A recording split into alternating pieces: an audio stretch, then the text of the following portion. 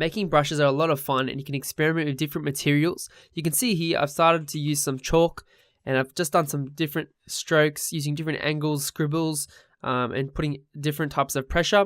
You can see here you can just buy chalk.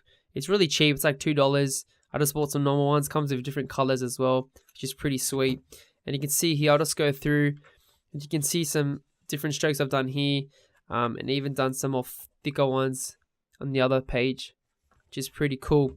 So the best thing to do is experiment, and you can create brushes out of anything. I use chalk for this. I went for like a smudging look here. You can see we can turn these into some nice smudge brushes or smear brushes. And on this side as well, you can see I went for some thicker lines here, and different strokes we can use for outlines. You know, it'll be great for shapes or illustrations, which is pretty sweet.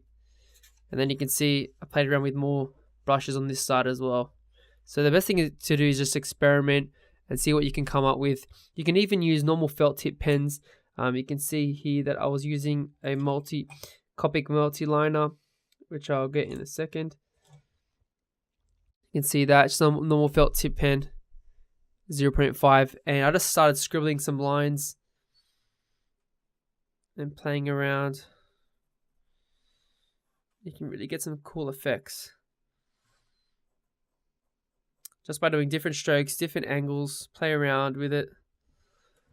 And you can turn all these into effects and turn them all into brushes. So the cool thing is you want to try and use black on white or white on black. So when you take it into Photoshop, you can actually edit it, and you can make the particles and the details stand out more. So keep that in mind when you're creating these brushes. So that's why I use blue for the chalk. I'm just going to use a dark color. I'll just use this purple for now because I ran out of the blue. Or if you have a black one, that's good too. And you can see I'm just going through, and hopefully you can see that. You know, just drawing different lines. Just experiment. You know, maybe you can put more pressure. You can go downwards, or maybe you want to go long ways. Do a wave.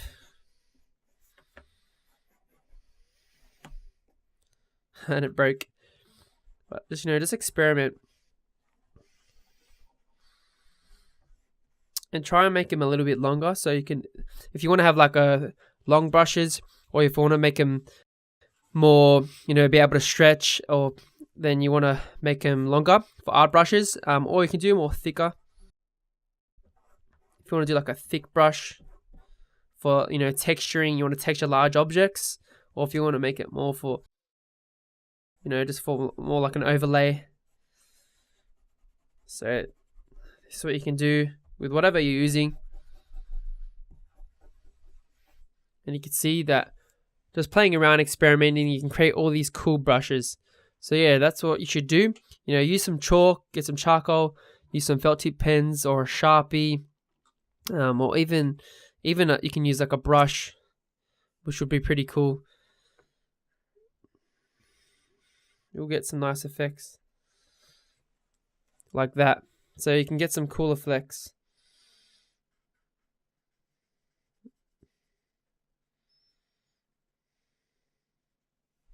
So yeah, experiment, play around, use what you have, and we're going to take these brushes and we're going to take a photo of it, use your camera or your phone, and we're going to bring these into Photoshop and do some editing before we take it into Illustrator to create our brushes.